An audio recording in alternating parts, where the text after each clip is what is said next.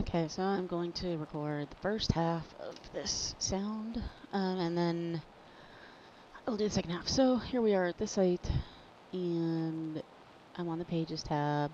Just reminding you here how you find the Pages tab, apparently by going to the blog section first by accident. It's a good start. Okay, so here we are at the Pages. To edit my products, I go down to products, I open it up, I open up the product category that I want to go into. And then I open it. So first thing is I'm going to look at the unpublishing of the bag. Now it's red, so that tells me that you unpublished it already, but I'm going to explore it anyway.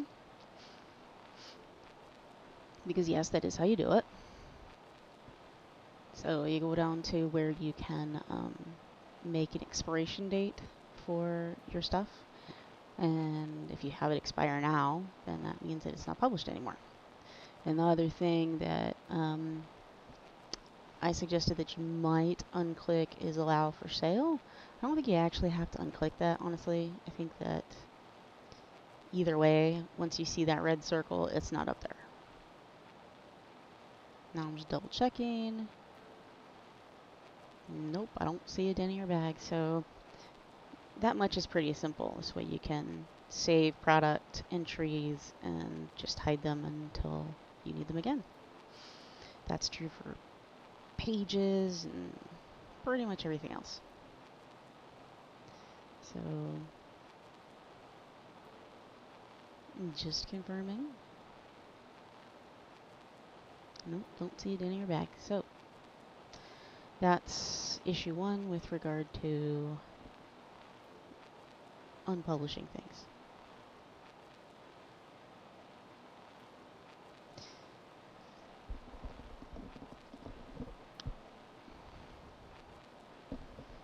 So here I'm just looking at that again.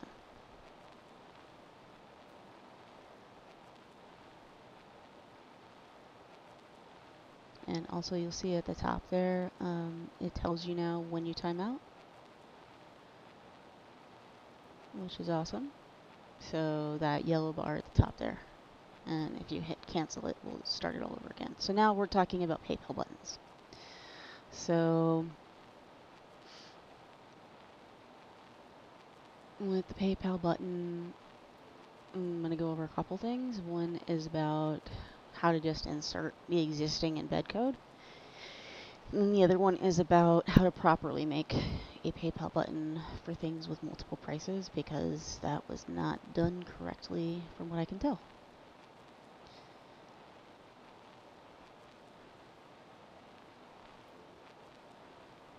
So go to your existing product.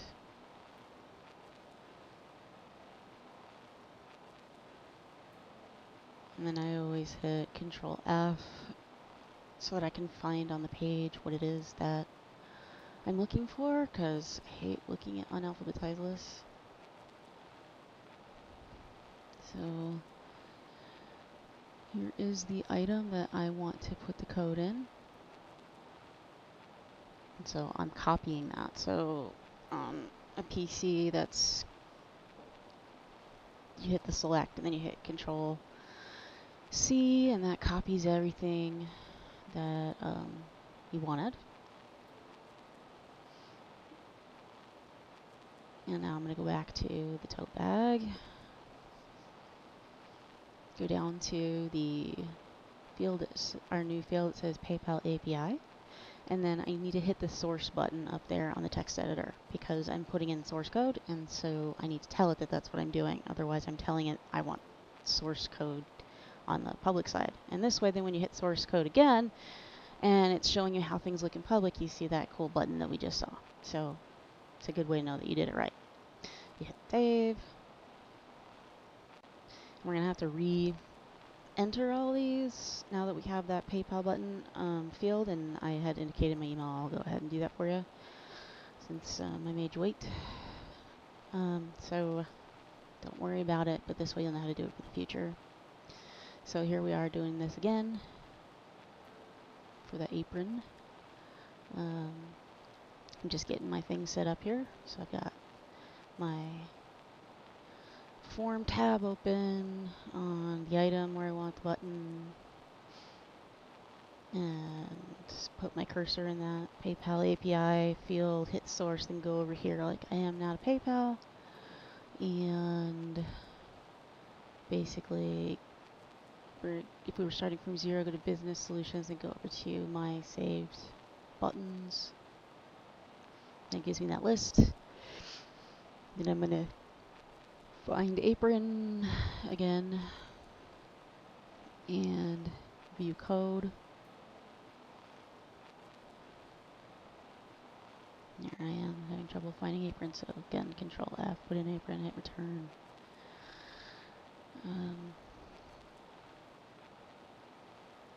Okay, so there's my code. Put my cursor in there. Click select code. Click on my PC, Control C, so that it's copied into my clipboard. I've got my field there where I had said I'm going to put in source code. I paste that, and then I save it. And when I turn off the source code mode there and put the text editor back on, I see the button. So saving that. I should see a button now when I refresh my page. So I'm gonna hit Control F5. Well, click on the page, Control F5, and that should do a hard refresh of the screen that I'm looking at and the data that it's pulling to make the screen. If you ever have problems with it acknowledging that you've done that, you could just click in the address bar and then do Control F5, and that should definitely get it to realize that you're talking to it. So now it's reloading. Gonna scroll down. And there's my button, and I'm very happy about it. And here we're gonna test it. So if I click that, I should see the apron in my cart for the correct price. Very cool.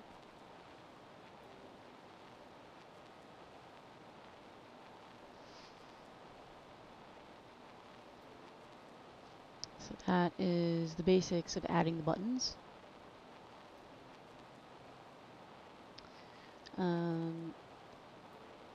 Then part 2 is going to be about how you add